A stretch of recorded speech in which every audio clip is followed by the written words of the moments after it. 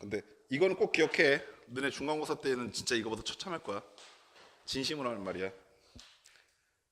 학교가 어디든 상관없어. 거의 대부분 첫 번째 중간고사는 정말 악랄하게 돼. 그지 상훈아? 기억나니? 안 나?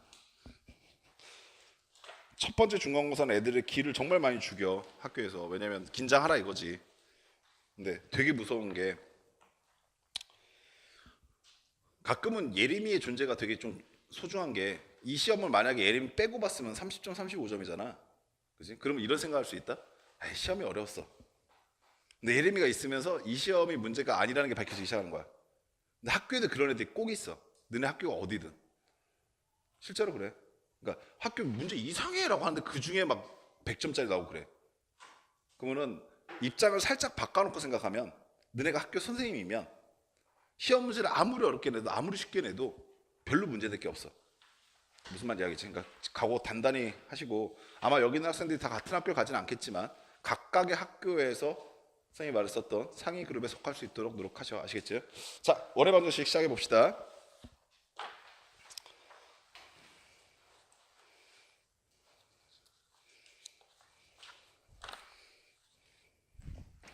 드디어 시작하네 월의 방정식.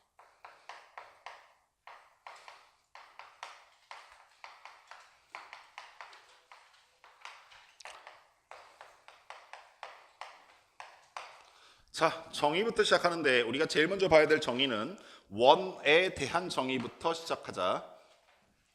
자, 원이라는 것은 무엇입니까? 라고 하시면 원의 정의 자체는 이렇게 되어 있는데 한 정점으로부터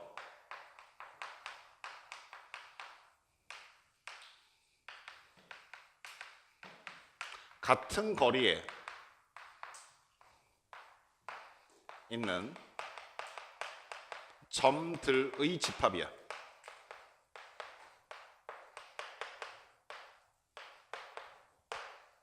말이 조금 길어서 지겨울 것 같지만 우리 하나씩 좀 끊어서 생각해 보시면 일단 무엇이 필요합니까? 라고 했을 때 한 정점이 필요해.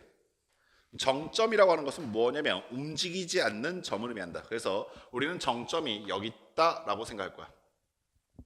두 번째 필요한 건 뭡니까? 라고 하시면 같은 거리가 필요해. 그럼 예를 들어서 내가 하늘색 선 길이만큼 떨어져 있는 점이 있다라고 생각했을 때 이 하늘색 선만큼 떨어져 있는 점은 이곳에 위치하고 있을 수도 있지만 반대로 이쪽 방향으로 동일한 길이만큼 떨어져서 위치하고 있을 수도 있을 것이고 마찬가지로 이쪽 방향으로도 같은 거리만큼 떨어져서 위치하고 있을 수도 있지. 그러면 우리가 그런 점들이 나타난다라는 것을 볼 수 있는데 그 점들을 다 모아놓은 집합이 바로 원이야. 그래서 이런 점들을 쫙 다 모아 놓으니까 이렇게 생긴 원이 탄생하겠다라는 것을 알 수 있어. 여기까지 되셨니? 자, 그럼 얘네들한테 각각 이름을 좀 지어볼 것인데 우리 처음에 봤었던 이 정점을 뭐라고 부를 것이냐면 원의 중심이라고 부를 거다. 두 번째, 같은 거리라고 말했었던 이 길이를 우리는 반지름이라고 부를 거야. 그리고 점들을 다 통쳐서 뭐라고 부르기 시작할 거냐면 얘네들을 원의 둘레 혹은 원주라고 부르기 시작할 거야. 중학교 때 한 번씩은 들어봤었던 이름일 거라 생각하는데 좀 더 세분해서 우리가 예전에 한 번 정도 들어봤던 모든 명칭들을 다 확인해 보시면 자, 그러면 이런 각은 뭐라 부릅니까? 라고 했을 때 원의 중심으로 가고 있는 각이기 때문에 우린 이걸 중심각이라고 불러. 오케이. 자, 그리고 그 원주의 중심각을 가지고 있는 일부 원주를 뭐라 부르냐면 호라고 부른다. 뭐 당연한 얘기겠지만 만약에 반지름이 평행하게 연결이 되어 있을 때 우리는 이 길이를 또 뭐라 부를 수 있냐면 뭐라 부르겠니? 들어봤잖아. 그렇지, 지름이라고도 불러. 반지름은 지름의 절반이라는 뜻이야. 자, 또 뭐라고 부를 수도 있냐면 너무 겹쳐서 그리면 재미없으니까 옆에 하나 더 그려볼게. 또 뭐라고 할 수도 있냐면 무슨 명칭이 존재하냐면 자, 어떠한 중심각을 기준으로 자, 이번에는 여기서 이렇게 가고 있는 둥그스럽게 가고 있는 원주의 일부를 호라고 했다면 이번 여기서 여기까지 다이렉트로 가고 있는 선도 부를 수 있는데 얘를 뭐라 부른다? 현이라고 부른다. 오케이? 자, 또 무슨 명칭이 있냐면 되게 많지 생각외로. 자, 어떠한 호에서 중심으로 가고 있는 것을 우리 아까 뭐라고 그랬어? 중심각이라고 그랬지? 그때 동일한 호에서 원의 중심이 아니라 원주로 가고 있는 각이 나올 수도 있어. 우리는 여기 있는 이 각도를 원주각이라고 불러. 명칭들은 모르면 어디를 지칭하는지 모르니까 정확하게 다 캐치해놔. 딱 하나 남았는데 이거 알고 있으면 이뻐해 줄게. 자, 어떠한 호와 현으로 이루어져 있는 빨간색 도형을 부르는 명칭도 있어. 얘를 뭐라 부를까? 이거는 알지 얘들아. 반지름과 호로 이루어져 있는 도형을 뭐라 부르니? 그렇지, 이건 부채꼴에 부르지. 우리 앞에서도 봤잖아. 그러면 현과 호로 이루어져 있는 도형은 뭐라 부를까? 얘를 활꼴이라 불러. 잘 쓰지 않는 이름의 명칭이라고 해서 모르고 있으면 안 돼. 그래서 원에 관련되어 있는 모든 명칭들을 이렇게 부른다 정도이니까 예전에 배웠던 거를 바탕으로 새롭게 조금 낯선 단어들이 있으면 아 그렇구나 라는 것을 인지하고 계셔. 문제는 이것만 보고 싶은 게 아니야. 내 목적이 뭐냐는 걸 정확하게 인지하셔야 되는데 선생님의 목적은 이래. 이 도형 자체만 보자라는 것은 우리가 중학교 2학년 때 배웠었던 유클리드 기하학과 다를 게 없잖아. 선생님이 지금까지 너희한테 직선도 그렇고 뭐 어떤 도형도 그렇고 얘네들 그냥 도형 자체로 보자가 아니라 어디로 옮겨보자? 좌표 평면으로 옮겨보자. 그러면서 뭘 만들어 보자라는 얘기냐면 원을 보자는 게 아니라 원의 방정식을 보자라는 게 목적이야. 이해하시겠어? 따라서 두 번째는 우리는 얘를 좌표 평면 위로 옮겨서 방정식이 어떻게 되는지를 찾아볼 것인데 요 위에 있는 조건은 잠깐 선생님이 이용해 먹기 위해서 잠깐 냅두시고 여기 있는 밑에 그림만 살짝 지어볼게. 자, 그러면 내가 지금 찾고 싶은 것은 원의 방정식인데 그래서 좌표 평면 하나 그리시고 우리 아까 전에 했었던 행위를 다시 한번 가봅시다. 자, 이러한 조건을 만족시키는 점들을 찾고 싶어. 즉, 이런 점들의 방정식을 찾고 싶어라는 거지. 그게 원의 방정식일 거 아니니? 그리고 저번 시간에 선생님이 마지막으로 했었던 얘기가 바로 이런 자취의 방정식이었었지. 기억나죠? 자, 그럼 제일 먼저 뭐부터 있어야 합니까? 라고 하시면 보시는 바와 같이 한 정점이 필요해. 그래서 우리 한 여기 정도의 정점 A, B가 있다라고 얘기합시다. 자, 마찬가지로 같은 거리라고 하는 반지름이 필요할 테니까 이 정도 가고 있는 반지름이 있다라고 할게. 여기를 R이라고 할 거야. 자, 그랬을 때 탄생하는 점이 여기에 있을 수도 있고 반대쪽 여기에 있을 수도 있지 않겠니? 그래서 그 점들을 쫙 다 모아놓은 이렇게 생긴 원이 탄생했어. 그러면 우리는 이 보라색 점을 뭐라 부를 거냐면 이 점이 한두 개가 아니니까 오케이? 이 점을 x, y라고 두시겠다까지 하시겠어? 자, 그럼 나는 어떠한 조건을 만족시키면서 얘를 정리해야 합니까? 라고 하시면 이 점에서부터 이 점까지 거리가 r이다라는 걸 쓸 거야. 그래서 두 점 사이 거리가 r이다라는 점과 점 사이 거리 공식을 쓰기 시작해.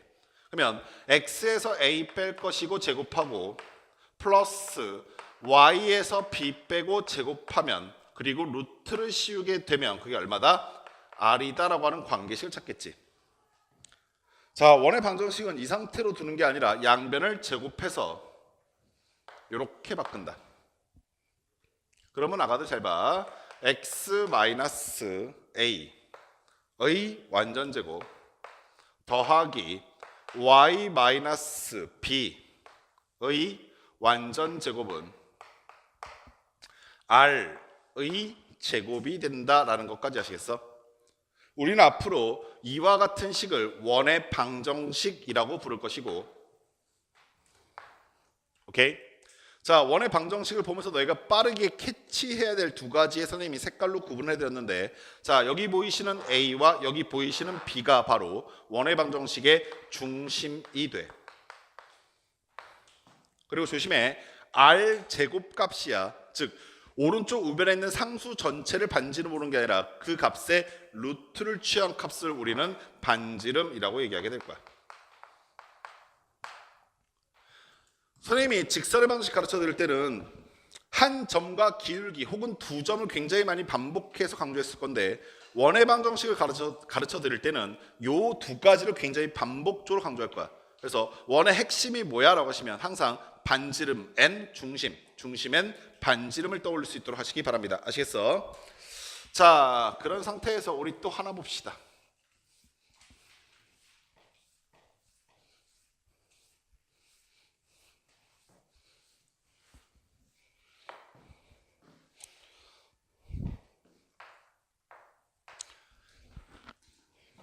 자, 다시 원의 방정식을 보는데 이번에는 이렇게 한번 볼까요? 선생님 방금 전에 원의 방정식이 뭐라고 했었냐면 x-a의 완전제곱 더하기 y-b의 완전제곱은 r제곱입니다 라고 했잖아. 그리고 조금 낯선 이름으로 얘를 뭐라고 하냐면 원의 방정식의 표준형이라고 불러. 이건 원방뿐만 아니라 원의 방정식뿐만 아니라 대부분이 아니라 모든 함수를 두 가지로 구분할 수 있게 되는데 하나는 표준형이고 하나는 일반형이라는 게 있어. 그러면 일반형과 표준형의 차이점이 뭡니까? 라고 했을 때 표준형들은 그래프로 그리기 편하게 정리한 걸 표준형이라고 그래. 아시겠니? 자, 그러면 원방도 마찬가지로 얘를 어떻게 바꿔낼 수 있을 거냐면 일반형의 모습을 바꿀 수 있을 것인데, 자, 그럼 원의 방정식의 일반의 특징은 뭡니까? 라고 했을 때 얘를 전개를 한번 해보자. 전개하면 x제곱 나올 것이고 y도 제곱 나오겠지. 그리고 x에 관한 1차 항 나올 것이고 y에 관한 1차 항 나올 것이고 나머지 것들이 쫙 다 모여서 뭐가 돼? 상수항이 된단다. 오케이?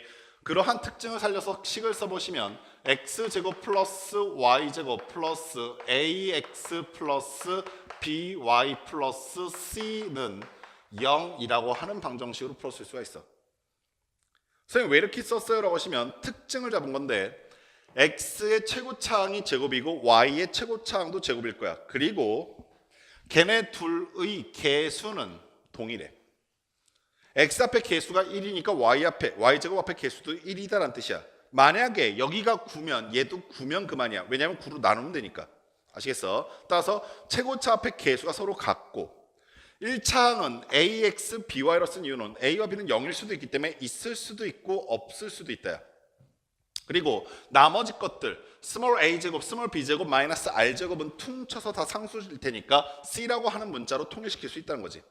그러면서 우리는 최고차폐 개수가 제곱차수로 되어 있는 것들을 x도 제곱이고 y도 제곱인 것들을 뭐라 부르겠다? 원의 방정식이라 부르겠다. 그러면 아가들 요거부터 생각. 여기 옆에다 일반형 일단 써놓고 하자. 선생님 표준형이 훨씬 더 그리기 편하니까 중심과 반지름을 직관적으로 알 수 있어서 편하니까 표준형만 쓰면 될 것인데 왜 일반형도 같이 배워야 하나요? 라고 하는 궁금증이 생길 거야. 너희가 지금까지 배워왔었던 걸 좀 잠깐 정리해 보시면 이게 일반형을 통해서 우리가 함수의 특징 혹은 방정식의 특징을 잡을 때 굉장히 많이 있는데 대표적으로 예를 들어서 ax 플러스 by 플러스 c는 0이라고 하는 방정식 또는 함수에 썼다 치자. 그럼 아가들아 너네가 얘를 보자 말자 무슨 생각을 하기 시작할 거냐면 내가 주목하는 문자가 x하고 y였을 때 xy 앞에 차수가 xy의 차수가 둘 다 1차이기 때문에 얘는 뭐야? 직선. 이 말이 아시겠어? x의 차수도 1차고 y의 차수도 1차니까 얘는 뭐야? 그럼 직선. 이해하시니? 아가들아 이것도 한번 봐볼래? ax 제곱 플러스 by 플러스 3 cx 더하기 d는 0이라고 하는 놈이 있었어. 그럼 얘는 뭘까라고 생각해 보시면 내가 주목하는 문자 x의 차수는 2차고 y의 차수는 1차니까 얘는 뭐겠어? 2차 함수. 이 말 무슨 말인지 아시겠어? 즉 내가 주목하는 문자들의 차수만 보면서 우린 자연스럽게 얘네들의 모습을 상상할 수 있겠다 이해하시겠냐? 그거 마찬가지로 일반형을 배우는 이유는 이래. 우리가 어떠한 식을 쫙 다 정리하고 있는데 너희들 보기 좋게 바로 이렇게 탁 튀어나오는 게 아니라 너희들은 분명히 문제를 풀면서 이러한 모습을 많이 보게 될 거야. 그럼 이걸 정리하면서 무슨 상상을 할 수 있게 되냐면 내가 얘를 정리하다 보니까 최고 차수가 서로 같고 걔네들 앞에 개수가 서로 같다는 뜻은 얘는 잘 정리하면 뭐가 될 것이다? 원이 될 것이다. 무슨 말인지 아시겠어? 그래서 원의 방정식의 일반형은 x, y에 관한 2차식이고 x제곱, y제곱 앞에 개수는 서로 같다라는 뜻이며 너희들한테 지금부터 아주 유치한 연습 하나 시키려 하는데 중학교 때 공부 열심히 잘하셨으면 사실 선생님이 두 번째로 하고 싶은 얘기가 별로 걱정이 안 되는데 중학교 때 조금 방황하셨던 친구들은 선생님이 두 번째 했던 얘기가 되게 좀 낯설 수 있어. 근데 원의 방정식에서 이 두 번째 선생님 뭐 할 거냐면 일반형과 표준형 사이에 변환할 거거든. 요 변환하는 연습이 만약에 혹시 지금까지 잘 안 돼 있던 친구들은 오늘 하루 정도 이 악물고 정말 100번 정도 변환해보기 시작해야 돼. 보자마자 빠르게 캐치해야 되니까. 오케이. 근데 별로 어려운 내용은 아닌데 이게 숙달이 안 돼 있으면 또 여기서 시간이 더디게 지나가게 되고 그게 시간이 더뎌지면 그만큼 문제 풀 때 손해보게 돼. 아시겠니? 그래서 두 번째 요것 좀 해보자. 일반형과 표준형 사이의 변환.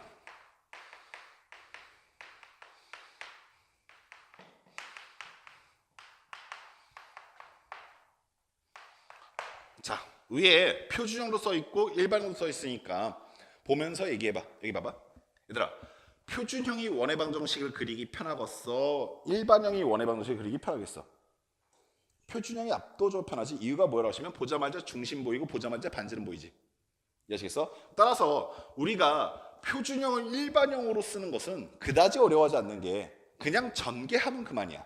근데 반대로 일반형을 표준형으로 바꾸는 건 학생들에 따라서 아까 전에 말했던 것처럼 편차가 나타나. 어떻게 합니까? 라고 하시면 이렇게 할 건데 자, 우리 첫 번째 예제를 하나 들어볼게. 이렇게 한번 가보자.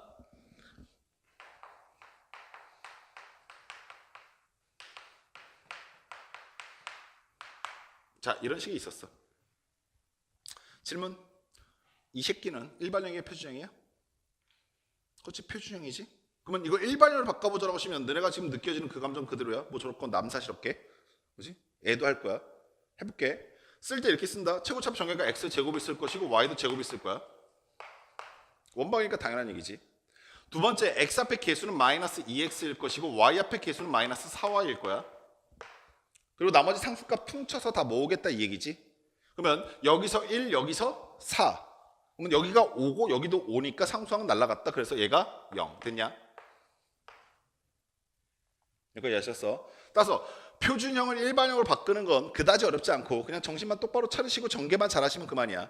내가 지금 묻고 싶은 건 이 식에서 다시 1로 올라면 어떻게 합니까? 이 얘기지. 오케이?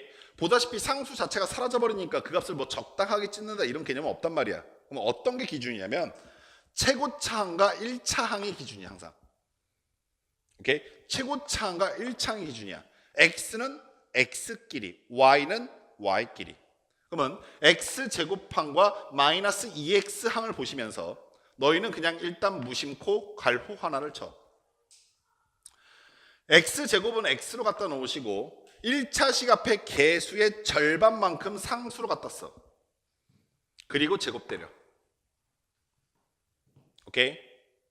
자, 두 번째 y제곱 마이너스 4y야. 그러면 이거 역시 마찬가지로 일단 갈호 쳐.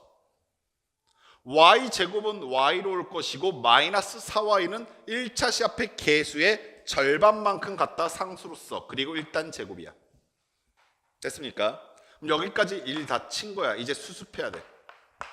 어떻게 해요? 라고 하시면 잘 봐. 얘 전개했을 때 x제곱 나오고 마이너스 2x 나오는데 얼마가 더 나오니? 라고 하시면 마이너스 1 제곱한 게 좌변에 더 나오지. 그러면 좌변에 1 더 들어왔으니까 우변에도 1 써줘. 마찬가지로 y제곱 나오고 마이너스 4y 나오는 것까지는 똑같은데 얘 제곱하게 되면 4가 좌변에 더 나오지. 그러면 4만큼 우변에 더 써주면서 수습하게 되면 다시 표준형으로 돌아가게 돼. 이해하셨어? 자, 그러면 이번엔 이렇게 한번 가봅시다.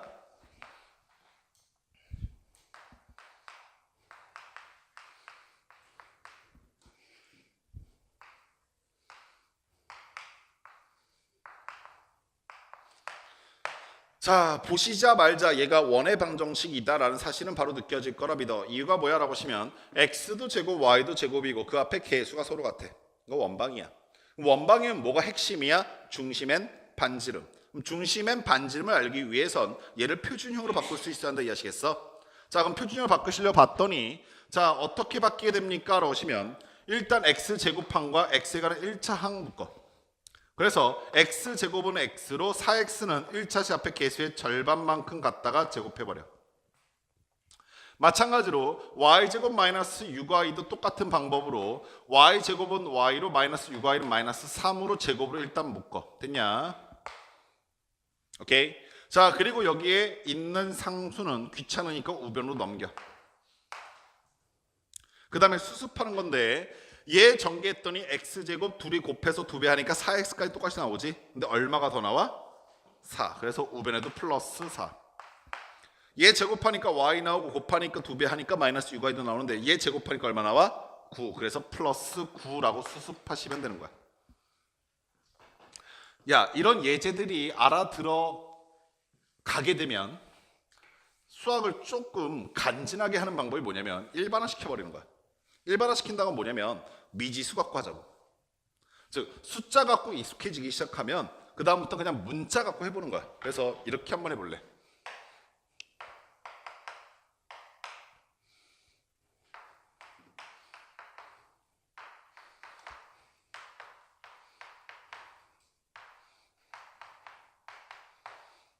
얘도 원방이지. 원의 반정식 일반형이라고 했잖아. 여기까지 됐어. 그럼 저 원의 반정식 일반형도 우리가 바꿔볼 수 있겠다 이해하시겠냐? 가자. x제곱 보이고 플러스 ax 보이지. x제곱은 x로 ax는 1차식 앞에 개수의 절반이라고 했으니까 2분의 a로 바꾸시고 제곱해 1 치면 되잖아. 오케이. 자, 마찬가지로 y제곱 보이실 거고 by 보이시잖아. 따라서 y제곱은 y로 by는 2분의 b로 바꾸시고 제곱해버리면 되지. 오케이. 자, 그러면 아가들아 c는 귀찮으니까 우변으로 넘기고 자, 얘 전개했더니 x제곱 곱해서 2배 하니까 ax 나오는 것과 똑같아. 얘 제곱하면 얼마 나와? 4분의 a제곱. 따라서 우변에도 4분의 a제곱 갖다 쓰시면 되지. 마찬가지 이유로 얘도 똑같이 전개해봤더니 y제곱 나오고 곱해서 2배 하니까 by 나오는 거 똑같아. 얘 제곱하니까 4분의 b제곱 나온다 이해하셨어? 따라서 여기 있는 이 식이 4분의 b제곱이 갖다 써지게 되는 거야. 됐니? 그리고 선생님이 지금 정리해드린 건 사실 별로 좋은 건 아니야. 이게 있는 개념서도 있고 없는 개념서도 있을 건데 이렇게 정리하고 나서 봤더니 중심이 뭘로 보이냐면 마이너스 2분의 a, 마이너스 2분의 b가 중심이고 반지름은 얘를 정리한 건데 이게 뭐라고 썼냐면 r제곱이라고 했거든. 여기다 전체적으로 루트만 씌우면 되는 거잖아. 따라서 r은 애기들 그냥 머릿속에 잠깐 상상 좀 해봐. 분모에 4 있으면 좋겠지. 통분했어. 그리고 4한테 루트 씌우면 얼마로 나올 거야? 2로 나올 거야. 오케이? 분자는 여기에는 4배 할 것이고 얘네들이 더해져서 루트 씌워졌을 거야. 그래서 루트 a제곱 플러스 b제곱 마이너스 4c라고 정리할 수가 있단다. 이해하셨니? 그래서 이 식이 탄생한 건데 난 솔직히 이거를 왜 외우라고 애들한테 강요한지 이해를 못하겠어. 뭐 말인지 알겠어? 이건 별로 값어치가 있는 식이 아니야. 차라리 완전 제곱식을 전개하는 것과 역의 과정을 연습하는 게 훨씬 더 이득이야. 뭔 말인지 알겠어? 그래서 굳이 이런 공식까지 외우려 하지 마시고 다만 반지름 같은 경우는 조금 장점을 가질 수 있는 게 얘는 이런 의미로 해석이 가능해. 얘 반지름 뭐야 라고 보시면은 x제곱과 y제곱 앞에 개수가 1이었을 때 1차식 앞에 개수의 절반의 부호반대다 정도로 해석할 수 있어. 오케이? 1차식 앞에 개수의 절반의 부호반대다 라는 것 정도는 의미를 부여할 수 있지만 뭐 사실 얘 같은 경우는 크게 의미 있지는 않아. 아시겠니? 그래서 이렇게 정리할 수 있다까지 기억을 좀 해두시기 바라고. 자, 그럼 우리가 실전에서 많이 하고 있는 건 뭘까요? 라는 것도 한번 봅시다.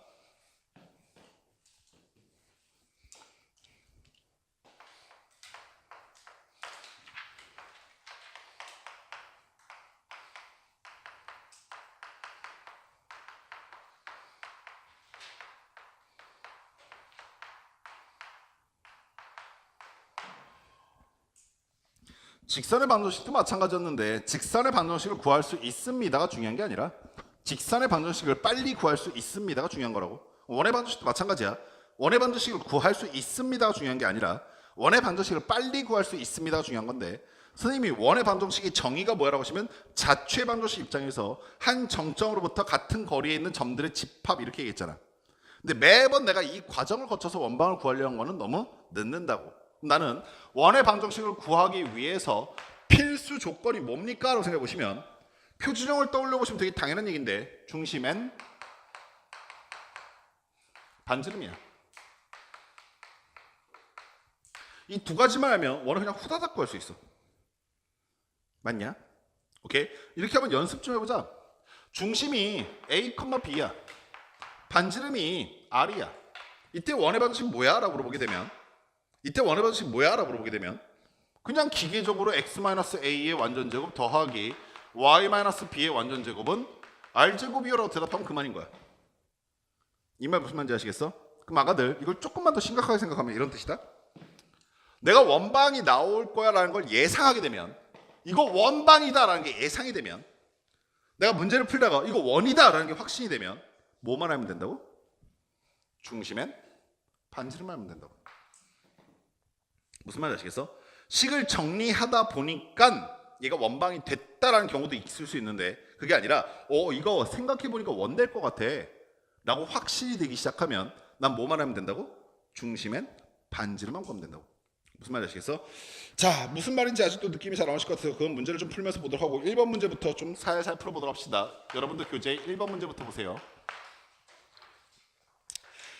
자, 뭐 이런 문제는 당연히 안 나와. 중심이 3,-1이고 반지름이 5,1을 점 5,1을 지나는 원의 방정식을 구해달래. 아가들 생각. 물론 중심이 이거라고 했잖아. 그러면 이렇게 할 수 있어. 잘 들어. 중심이 3,-1이니까 x-3의 완전제곱 더하기 y 플러스 1의 완전제곱. 반지름 말 안 해줬으니까 r제곱이라 놓고 얘를 여기다가 갖다 집어넣은 다음에 r제곱 값을 구할 수도 있어. 그리고 그거는 사실 이 문제가 워낙 지금 간단한 구조이기 때문에 뭐 이렇게 구하든 저렇게 구하든 도찐개찐이긴 한데, 선생님 지금 너희한테 강조하고 싶은 건 그게 아니라 내가 매번 이러한 불편한 행위를 하면서 살 게 아니라 난 어차피 원방 구하고 싶은 거고, 원방을 구하려면 핵심이 뭐라고? 중심엔 반지름. 근데 원의 모습을 상상해 보니까 얘가 중심이면서 얘를 지난다는 뜻은, 얘가 중심인데 어느 점을 지난다는 뜻은 점과 점 사이 거리가 뭐가 된다는 얘기야? 반지름. 그러니까 중심을 알았으니까 뭐만 더 구하자. 그렇지. 그게 핵심인 거야. 이해하시겠어? 지금은 워낙 문제 구조가 간단하니까 선생님 뭐 이렇게 구하든 저렇게 구하든 거의 비슷하지 않아요? 라고 생각할 수 있는데 점차적으로 차이 날 거야. 아시겠지? 자, 그러면 반지름 구해보셨더니 빼고 제곱하시니까 4고 빼고 제곱하시니까 2 제곱하니까 4지. 그래서 반지름은 루트 8이야. 됐니? 그러면 얘들아 끝났다. 중심은 3,-1, 반지름은 8이니까 루트 8이니까 원의 방정식은 x-3의 완전제곱 더하기 y 플러스 1의 완전제곱 r제곱이니까 8이라고 쓰시면 되는 거야. 됐습니다. 자, 3번 문제도 빠르게 가봅시다.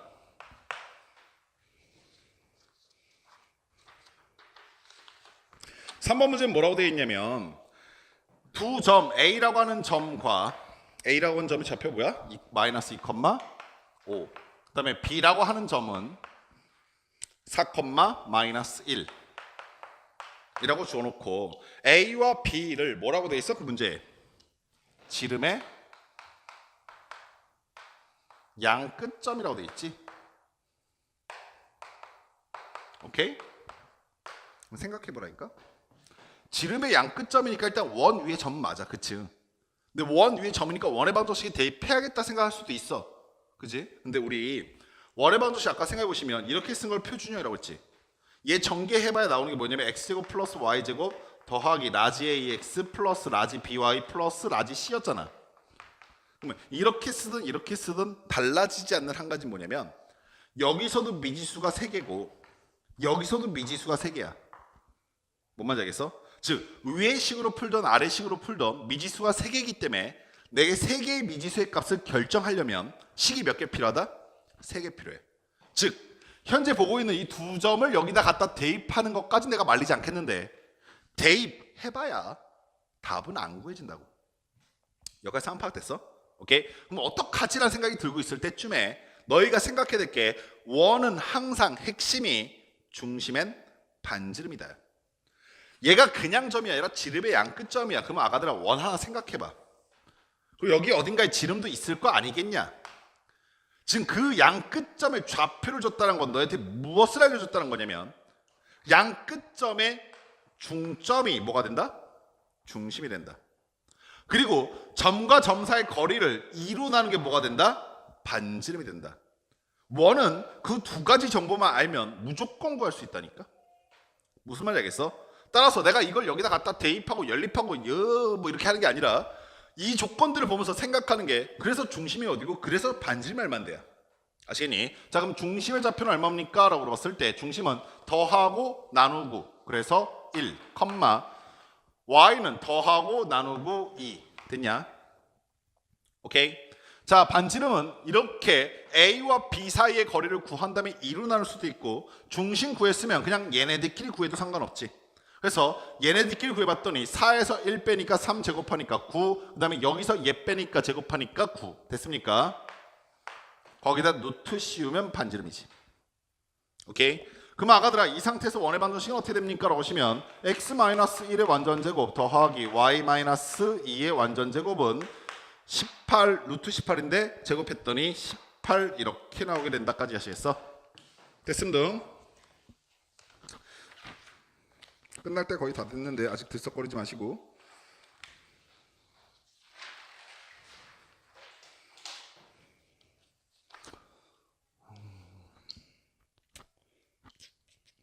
왜 이렇게 어정쩡하게 끝났지? 응?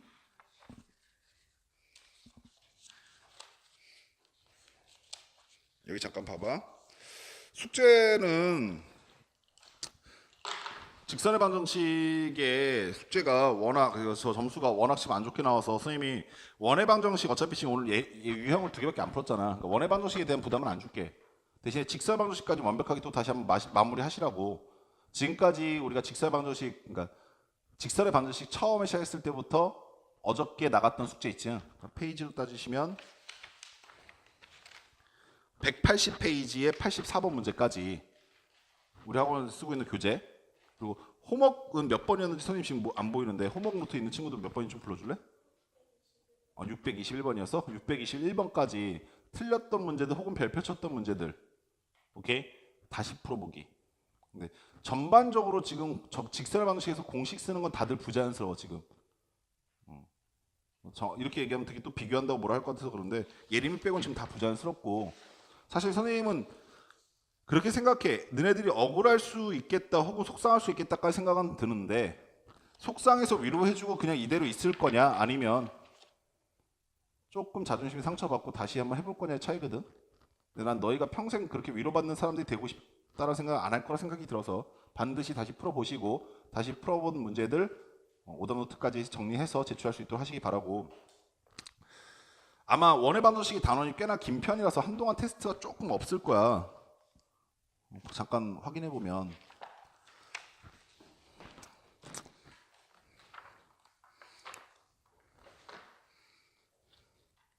그치 저 끝까지지 지금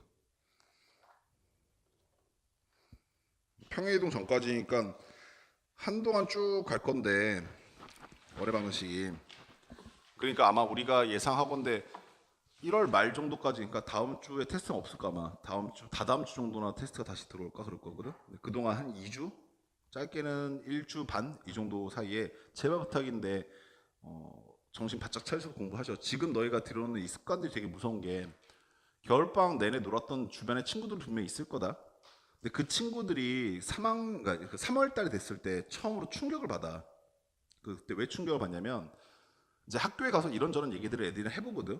그때 어떤 애들은 뭐 어디까지 선행을 끝나고 왔다느니 뭐 가탐을 했다느니 사탐을 했다느니 뭐 이런 얘기들을 막 한단 말이야. 그러면서 막 자기네끼리 학원 여기는 거지 같네 저기는 좋네 뭐 누가 짱이네 어디 잘생겼네 누구 서울대 나왔는데 뭐 이런 얘기 한다고. 그러면서 이제 애들이 이제 뭐지 애들 되게 무섭다는 생각 한단 말이야. 그리고 3월달 모의고사라는 걸 한번 보게 될 거야.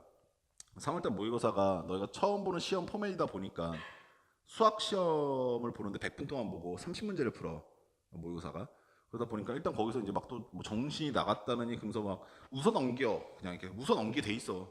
처음이니까 이러면서 자기 스스로 나 이거 처음 보는 거니까 이러면서 넘긴단 말이야. 그러다가 정신 못 차리고 이제 중간고사 보게 될 텐데 중간고사를 보는 게 되게 왜 중요하냐면 3월 때 모의고사까지도 정신 차리기 힘들어 사실. 차리면 좋고 아니면 많은데 중간고사 이제 뭐가 문제가 되기 시작하냐면 네가 어디서 시작하느냐라는 포지션을 결정해 버려. 등급이 딱 매겨져 버린다고. 예를 들어서 어떤 친구는 1등급, 어떤 친구는 3등급, 어떤 친구는 5등급 이렇게 등급이 딱 매겨져 버려. 근데 이게 되게 웃긴 게 주변에서 너희를 어떻게 평가하느냐 기준도 되지만 스스로가 스스로를 바라보는 기준도 돼버려. 그러니까 뭐냐면 1등급을 시작했던 애들은 굉장히 자부심과 자신감이 가득 차서 그 다음 생활을 이어가. 나 1등급 나왔어. 정말 더 열심히 해갖고 기말고사 때 1등급 안 놓쳐야지 라고 생각하면서 가. 3등급 맞은 애들은 조금 반반으로 나뉘는데 내가 이렇게 열심히 했는데 3등급밖에 안 된다고? 라고 하면서 포기하는 경우들이 덜어 있고 어떨 때는 와, 나 이 상태 큰일 났다라고 하면서 어떻게든 1등급 올라가려 하는 반반에 이렇게 묶여있는 그룹이야. 그에 반해서 4등급이나 5등급은 큰일 났다, 나 정말 열심히 하겠다 생각하기보다는 뭐냐면 수시는 글러 먹었다라는 생각하기 시작해. 이번 생은 안 되는 것 같아 이러면서. 실제로 그래. 애들이 뭐 선생님 저 수시는 글른 것 같아요 이러면서 이제 슬슬 포기하려고 해 벌써부터. 그나마 1학년 1학기 때까지는 아직까지는 그렇게 뭐 많이 지나간 게 아니니까 너네 중간고사 기말고사를 고등학교 때 총 10번 보게 되거든. 1학년 때 중간고사 기말고사 중간고사 기말고사 4번, 2학년 때 중간고사 기말고사 중간고사 기말고사 4번, 3학년 때는 1학기 성적까지만 들어가기 때문에 중간고사 기말고사 갖고 10번을 봐. 근데 1학년 1학기까지는 어차피 10번 시험 중에서 2번 정도고 1학년에 배치되는 점수 폭이 그렇게 크지 않으니까 그래도 어떻게든 이어가려 하는데 만약 1학년 2학기 때까지 5등급이 유지돼 버리거나 혹은 2학년 1학기 중간고사까지 5등급이 유지돼 버리면 그냥 애들은 그냥 포기야 이제부터. 에이 글렀다. 그러면서 다들 이제 어디로 초점이 맞춰지냐면 수능을 잘 봐야겠다, 정시를 잘 봐야겠다 이렇게 생각으로 귀결하게 돼. 근데 선생님이 항상 애들 보면서 안타까운 게 뭐냐면 학교 내신에서 5등급으로 쳐 발려놓고 수능 잘 본 애들 없어. 실제로 그래. 학교 내신을 어떻게 나둥바둥 잡아가면서 자기가 3등급에 있는데 2등급까지 올려야 되지 않겠어 이렇게 말하는 애들이 끝내 수능에서 역전을 하지. 학교 내신 다 포기한 애들이 갑자기 수능에서 대역전을 일어나는 경우들이 없어. 단 한 번도 못 봤어 정말로. 너 이번에 중간고사 어떻게 됐어? 라고 하면 저 학교는 포기했습니다 이렇게 말하는 친구들을 치고 모의고사 1등급 나오는 경우를 못 봤다고. 그러니까 자기네 학교 내신이 얼마라든지 상관없이 끝까지 이어가야 되는데 애들 상황이 그렇지가 않은 거야. 자꾸 자기가 불리한 건 떼버리려 하고 자기가 안 해도 되는 걸 자꾸 찾으려 하고 그러면서 자꾸 뭐 필요 없네 뭐 이건 중요하지 않네 이러면서 자꾸 안 하는 것만 찾아. 그러면서 최종적으로 이제 악영향이 어디서 미치게 되냐면 이게 진짜 사교육이 나쁜 시장인 것 중에 하나가 그런 학생들 그런 사람들한테 정신 차려 말해줘야 하거든. 정신 차려야 되는데 이걸 또 이해해준 사람들이 생겨. 괜찮아 뭐 공부 좀 못한다고 어때. 솔직히 얘기해서 그래. 솔직히 선생님 얘기가 되게 야박하게 들릴지 모르겠는데 공부 좀 못해서 어떠냐고? 그럼 학원 다니지 말았어야지. 왜 그걸 여기서 위로받나 이 사람들아. 무슨 말인지 알겠어? 공부 좀 못해도 상관없다고 말하면 너네가 학원을 다니고 있지 말았어야지. 왜 기껏 학원 다니고 공부하겠다고 공부 좀 못한다는 얘기 듣고 있어. 그건 너희 위로하는 게 아니라 비아냥거리는 거야 지금. 근데 더 웃긴 게 애들이 정말 자기가 최선을 다하고 성적이 그 모양밖에 안 나오는 경우도 없거니와 만약에 정말 최선을 다했는데 성적이 그밖에 안 나왔잖아? 그럼 애들이 분해한다? 정말 최선을 다했는데 성적이 이밖에 안 나면 분해해. 근데 최선을 다하지 않은 사람들은 어떻게 반응하는 줄 알아? 이해해준 사람들이 고마워. 그죠? 선생님 공부가 최선은 아니죠. 공부 말고 다른 것도 많죠. 이러고 넘어간다니까. 그러니까 적당히 서로 그냥 바보 만들고 넘어가는 거야. 너네 오늘 시험 봤었잖아. 분해야 돼. 부끄럽고 창피하고 분하고 억울하고 그래야 돼. 오늘 저녁에 자려고 누웠는데 이거 어떻게 막 이불킥 한다고 그러잖아. 그런 심정이 느껴져야 돼 얘들아.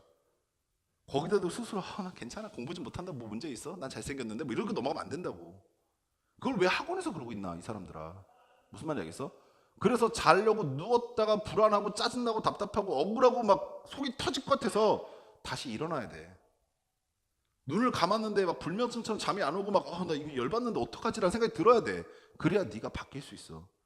오늘 저녁에 갔더니 성적은 성적이고 나는 나로다 이러면서 그냥 꿀잠 자고 있는 애들은 빠르게 다른 길 찾는 게 나을 수도 있어. 아무 생각 없는데요 저는. 이러면은 너 지금 약간 뭐가 문제 있어. 분하고 억울해야 돼. 뭔 말인지 알겠어? 그러니까 이런 상황들을 너희가 좀 잘 받아들이셔서 선생님 뭐 저는 천천히 바뀔 겁니다라고 이상한 소리 하지 마시고 오늘 당장 행동의 변화를 가져와. 아시니? 오늘 당장 행동을 바꾸셔야 돼. 전 다음 주부터요. 저는 3월달 모의고사부터요. 저는 중간고사부터요. 꼭 똥인지 먹어봐야 알 것 같습니다라고 하지 말고 오늘부터 뭔가 좀 이건 아니다. 나 다음에 이건 분명히 이런 똑같은 교육 안 나오게 할 거다라는 생각과 함께 행동의 변화를 반드시 갖고 오시려면 공부 시간 문자 보내시고요. 또다시 얘기하지만 내일 아침에 너네가 계획했던 시간에 일어나려고 노력하시고요. 이해하시겠어? 그러면서 내가 하루하루 약속했던 것들을 지켜가면서 네가 바뀌어가는 거지. 갑자기 어느 날 자고 일어났더니 바뀐 게 아니라고요. 아시겠어요? 오케이. 자, 다들 각오 단단히 하시고 오늘 수업대로 수고 많이 하셨는데 집에 가셔서도 너희 계획표 상대로 살아갈 수 있도록 하시기 바랍니다. 아시겠죠? 예, 수고 많이 하셨습니다. 안녕히 가세요.